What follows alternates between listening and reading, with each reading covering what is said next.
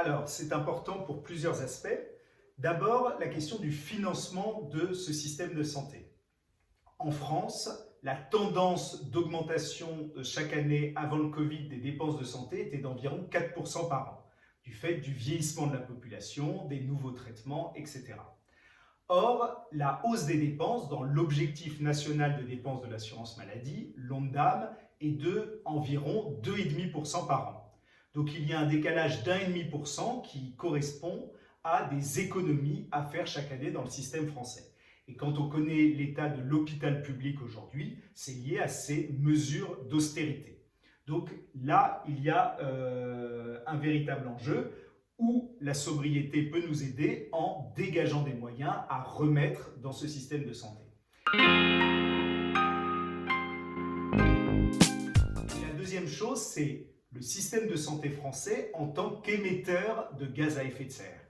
Et là, il y a une étude du Shift Project dans le plan de transformation de l'économie française qui montre que le système de santé français, c'est environ 8% des émissions de gaz à effet de serre de la France. Et là-dedans, les 2/5 de ces émissions sont liées aux achats de médicaments et aux achats de matériel médical. Donc il y a beaucoup d'enjeux de rationalisation sans doute et de réflexion, de prévention pour diminuer le volume de consommation, mais il y a aussi des enjeux qui rejoignent le livre de relocalisation industrielle, car une grande partie de ces achats viennent de pays tiers, et sachant qu'en France, avec les avantages notamment de l'électricité bas carbone, il est possible souvent de produire avec moins d'effets négatifs sur l'environnement, là, il y a une certaine convergence entre relocalisation et sobriété. Évidemment non. L'objectif justement de cette sobriété matérielle, c'est de pouvoir retrouver des marges de manœuvre budgétaires pour ne pas être obligé de couper dans des dépenses aussi essentielles que la santé.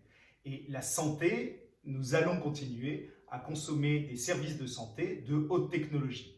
Mais il y a sans doute des choses à améliorer en termes de prévention et également en termes de définition des besoins.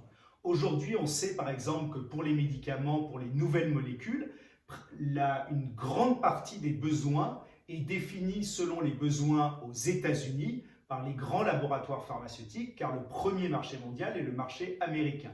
Là, il y a sans doute des réflexions à faire au niveau français ou au niveau européen, de se demander avant tout de quoi avons-nous besoin pour notre système de santé. C'est nos besoins qui doivent définir ce qu'il y a à produire et ce qu'il y a à acheter, et non pas uniquement, disons, le jeu du libre marché, surtout dans un domaine aussi essentiel que celui de la santé.